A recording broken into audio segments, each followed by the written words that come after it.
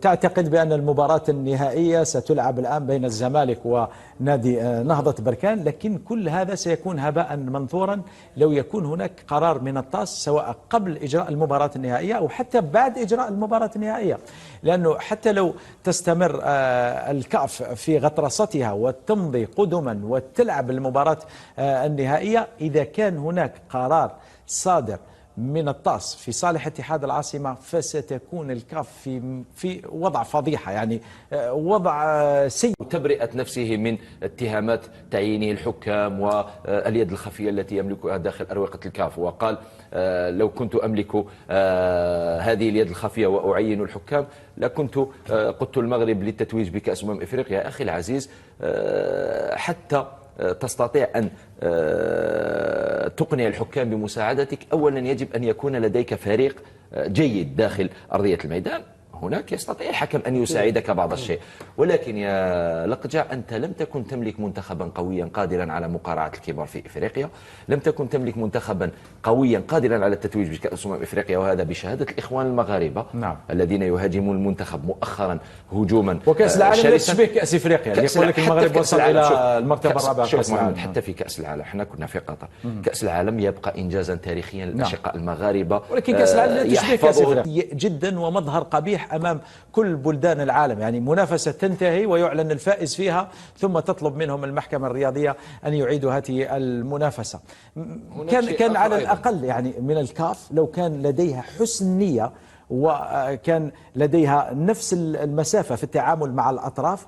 مدام فريق اتحاد العاصمة ذهب إلى الطاس وممثلا في الاتحاد الجزائري لكرة القدم طبعا، وهناك قضية وهناك بيان من لجنة الطاس وهناك طلب لمعلومات وهناك قضية سائرة، كان على الكاف أخلاقيا، يعني أخلاقيا أنك تأجل المباراة النهائية. معلش، أعلنت نادي نهضة بركان فائزا في المباراة 3-0، أوكي هذا من حقك، والآن القضية موجودة للطاس. لماذا تريد أن تسرع؟ يعني وكأنك تريد أن تضع الطاس أيضا في موقف حرج، يعني سنلعب المباراة النهائية وسيعلن الفائز، وحتى الطاس يعني ستكون في موقف حرج. كيف تعطي الآن الحق لاتحاد العاصمة والمنافسة منتهية؟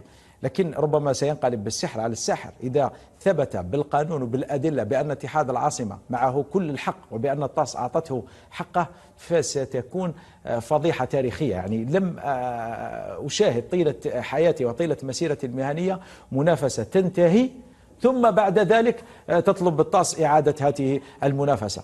من الناحية الأخلاقية المسؤولون عن الكاف كان عليهم على الأقل تأجيل المباراة النهائية إلى غاية الفصل في القضية. فإن فصلت محكمة الطاس لصالح الكاف فللكاف أن تفعل ما تشاء وتؤهل نهضة بركان، ولكن إن فصلت الكاف أو فصلت الطاس لمصلحة تاريخ بماء من ذهب، هذا نحطوه بجهة. الآن نتحدث عن كرة القدم. كرويا المنتخب المغربي لم يقدم الشيء الكثير، كان يلعب بطريقة دفاعية، ينطلق في الهجمات المعاكسة، وهذا واقع، هذا هو أمر، هذه هي كرة القدم الواقعية، لعب على قدر إمكانياته. الآن نهضروا على كأس إفريقيا، مع المنتخبات الإفريقية التي لا تملك مستوى كأس العالم ما قدرتش تقارع مع المنتخب الكونغولي. شفنا باللي المنتخب الكونغولي كان أحسن منهم. بعدين مع المنتخب الجنوب إفريقي، طغيان للجنوب إفريقيا على المنتخب المغربي وفوز نظيف جدا بكل المعايير على كل المستويات. ما كانش عندك منتخب قادر على مقارعة الأفارقة، كان عندك منتخب سيء يقدم كرة قدم سيئة، لذلك حتى بمساعدة الحكام الحكم ما يقدرش يديك وانت ما تقدرش ميم با تلعب وتقارع المنتخبات. الحكم يساعدك لما تكون قوي، يقدر يساعدك شوية. هذه في حال ما إذا افترضنا أنك راك تقول أني أنا ما عنديش يد. لكن الجميع يعلم بأقجع لا يؤثر فقط في تعيينات الحكام، وإنما يؤثر حتى في تعيينات الرجال داخل الاتحاد الافريقي.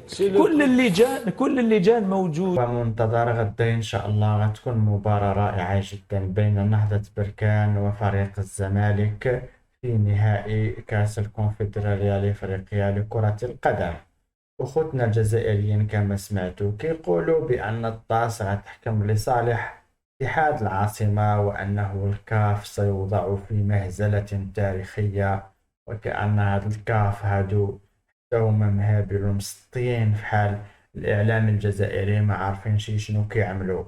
الكاف هي سيدة قراراتها، ومحكمة الطاس أيضا كيعرفوا جيدا بأن القرار الصحيح والصائب هو ما قامت به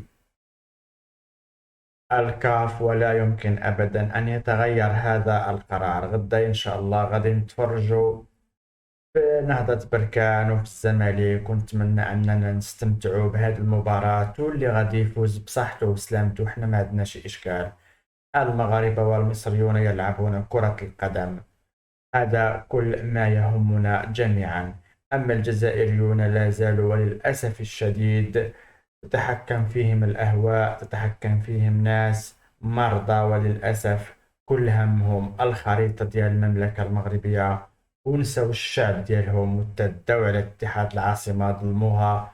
الوكيل فيهم الله. كان من الممكن أن ينافس اتحاد العاصمة بشرف على نيل بطاقة التأهل إلى النهائي، ولكن للأسف شنقريحة الجبن ضيع هذا الفريق. إخواني الكرام، نراكم في فيديوهات قادمة. لا تنسوا دعمنا بلايك وكذلك الاشتراك في القناة، والسلام عليكم ورحمة الله.